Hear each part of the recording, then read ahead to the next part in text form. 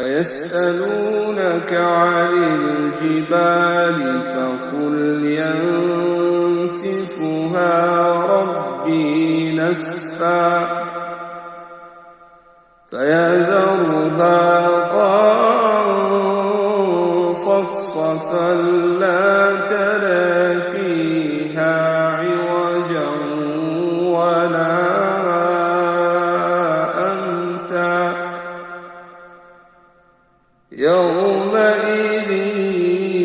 يتبعون الداعي لا عوج له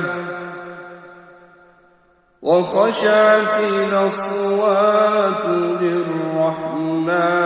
فلا تسمع إلا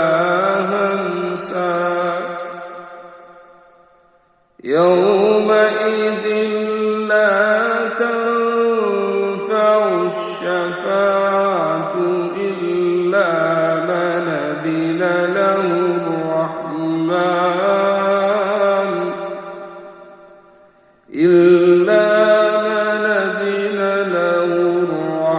الرحمن ورضي له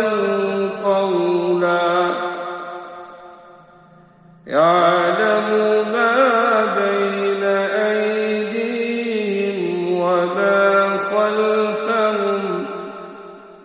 ولا